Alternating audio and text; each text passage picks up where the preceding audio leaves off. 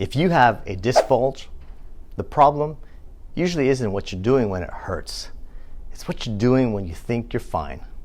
Now, there are 5 everyday habits that are quietly loading on your disc the wrong way, over and over until it flares out again.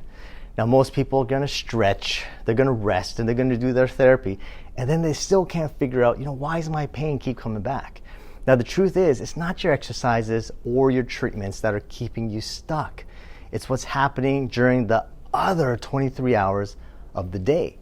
Now, in this video, you're going to discover the 5 habits that secretly make your disc worse and what to do instead to finally calm your pain, reduce your inflammation, and protect your spine. Now, if you stay until the end, I'm also going to share you my favorite 3-minute decompression move that helps to relieve pressure, ease flare-ups really fast. Now, if you're tired of doing everything right and still hurting, this might be the missing piece you've been looking for. Hi, I'm Dr. Tam Ly. I'm a chiropractor here in San Jose, California.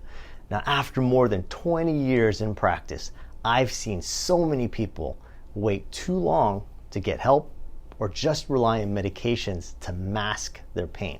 And you know what? They don't even realize how much they're suffering or missing out until it's too late. Now, that's why I've created this channel for people like you who have neck pain, back pain, disc herniations, maybe neuropathy or sciatica, who are really tired of quick fixes and you want to understand what's really causing your pain. Now, here you're going to get safe, non-surgical, science-based solutions to help you relieve your pain, protect your spine, and restore your mobility so that you can start living your life again, not just going through it. Subscribe now if you want lasting relief, real results, and the freedom to move without fear.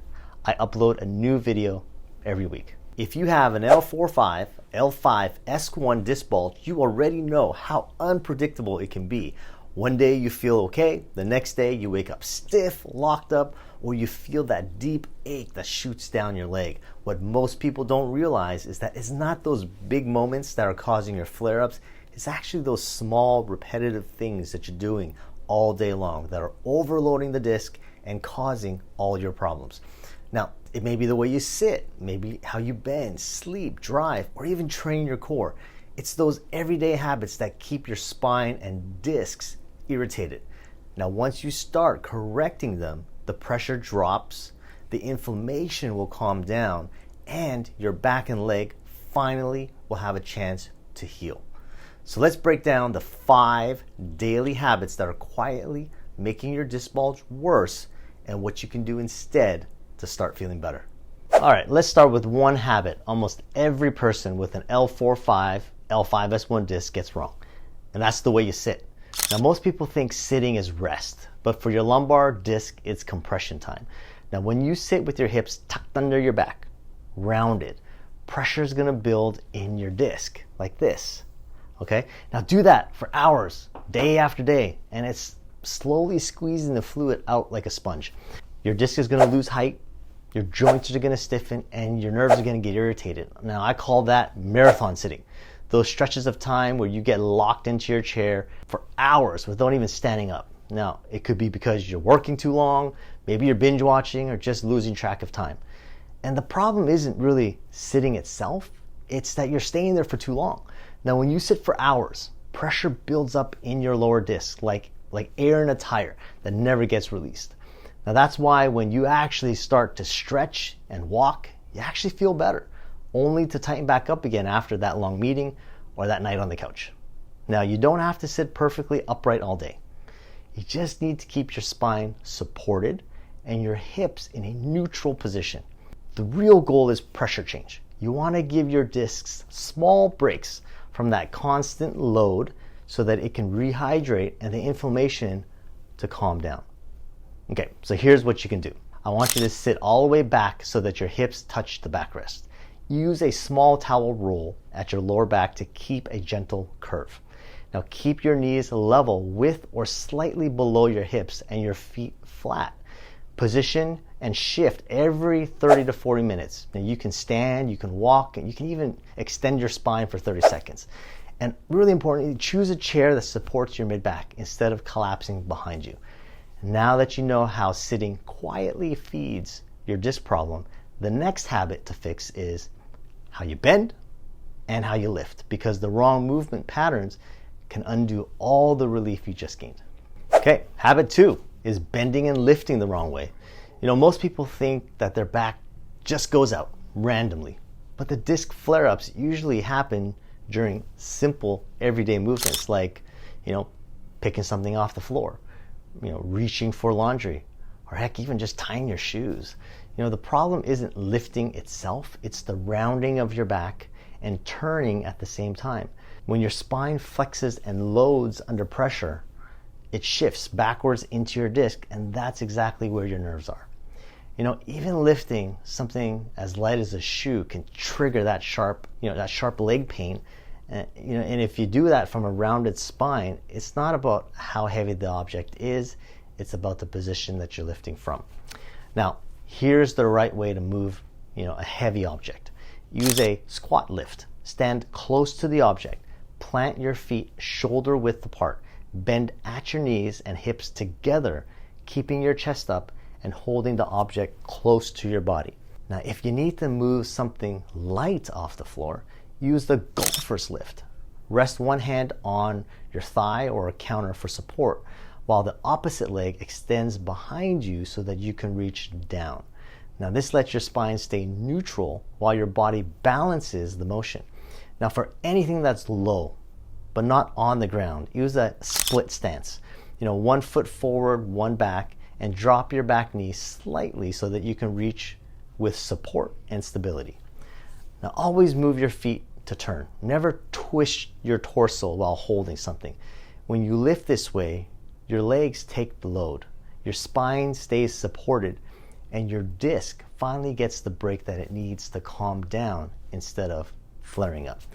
Now that you've fixed how you can move during the day, let's look at what happens at night, because the way you sleep can either let your back recover or keep your discs irritated for hours without even realizing it. All right, here we go. Habit 3, here's the big one: sleeping without proper support. Now, most people with an L4-5, L5-S1 disc, nighttime should be when the spine rests and recovers. But the wrong sleep position can actually keep you irritated for hours on end. Now, when you sleep on your stomach, your lower back sinks, your neck twists, forcing your spine into a rotation and extension all night long. Now, if you're a side sleeper, without that proper support, your top leg is actually going to roll forward and your spine collapses into a slight twist. Now, that might not sound like much, but holding that position for 6-7 hours, that adds up to hundreds of minutes of uneven pressure on your disc. You might even wake up feeling stiff, a deep ache that takes half the morning to even loosen up.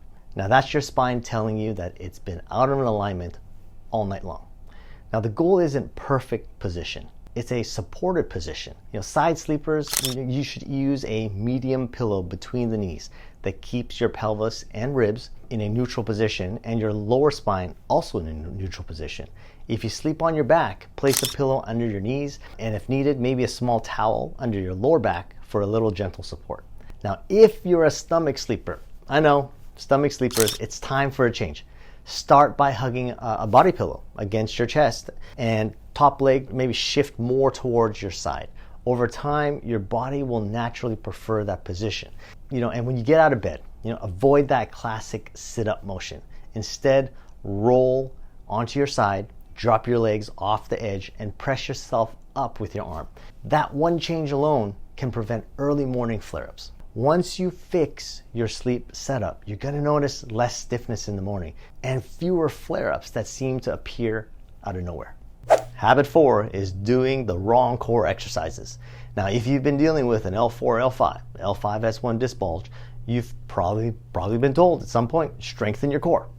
And the problem is, most traditional core exercises, they do the exact opposite of what your disc really needs. Things like crunches, sit-ups, V-ups, even that deep forward fold in yoga, they all flex your spine under a load. And each time you round forward, pressure will increase in the back and in the disc, right where the nerves are the most sensitive.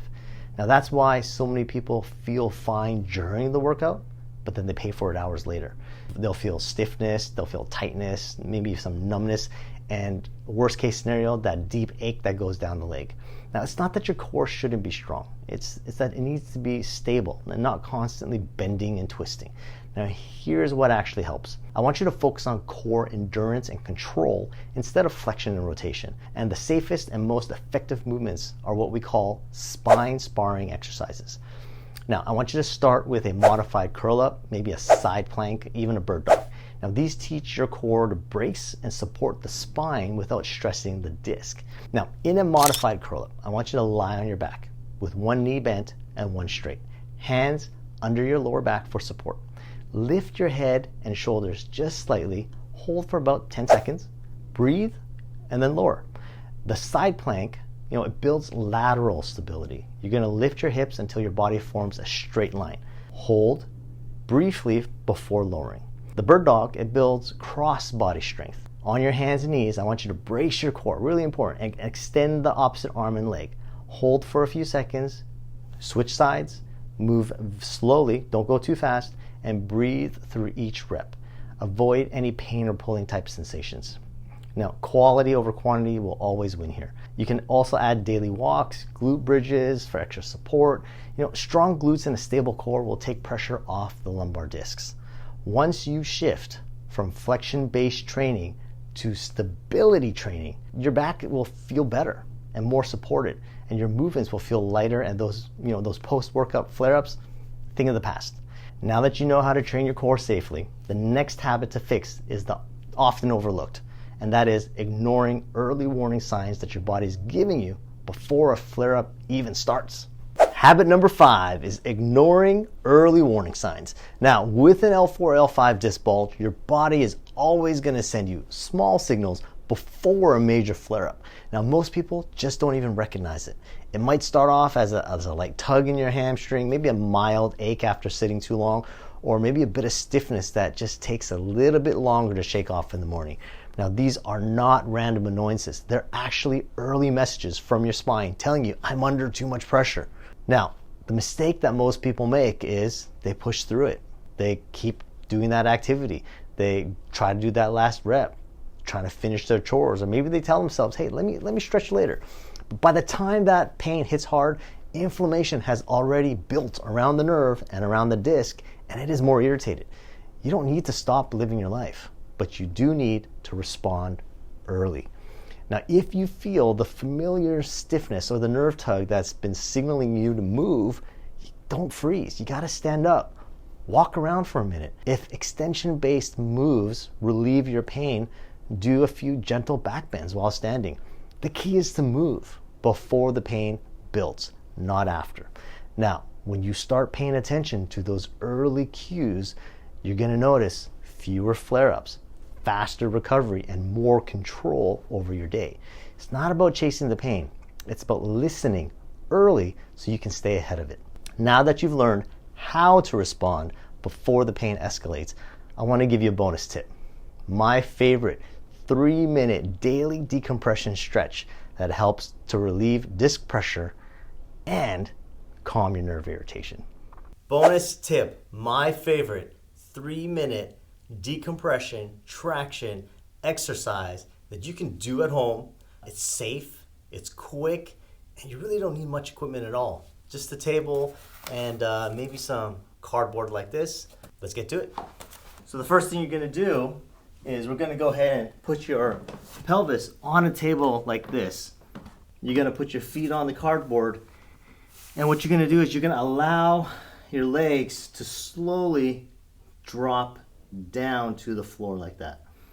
As that's happening, you're allowing your discs to open up, your joints to open up, and that's going to allow a gentle distraction to occur in the spine. And yeah, if you're having any sciatic-like symptoms, that's really going to help to lessen that feeling. And yeah, that feels good. Okay, so you're going to hold that stretch for about 30 seconds up to a minute. After that, you're going to come back up, take a break, breathe, and then you're gonna do it again, okay? Come on back down, let the knees drop down to the floor and feel that nice distraction.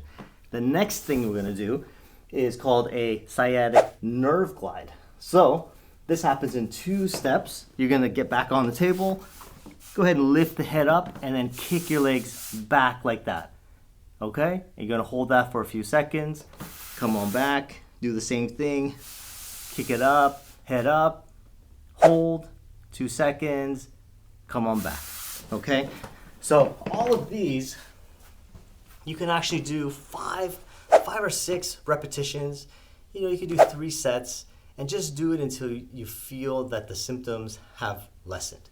Now, obviously, if your pain increases while you're doing these exercises, stop, don't do it anymore, but hopefully that helps. Okay? All right, guys, thanks. Now you know which habits have been making your back worse and what you can do starting today to take the pressure off your spine. Now, this will help you move better, feel stronger, and cut down on those painful flare-ups that just keep coming back. And you have that simple decompression stretch that we talked about, and you can do that anytime at home to relax your back and keep your discs healthy. Now, if you found value in this video, like and share it because it helps more people dealing with the same pain finally get answers that they need. Tell me in the comments which of these habits you've been doing and what are you going to change starting today. And remember, subscribe if you want clear, safe, science-based ways to relieve pain, protect your spine, and restore mobility so that you can get back to living your life, not just going through it. Thanks for watching. I'll see you in the next video.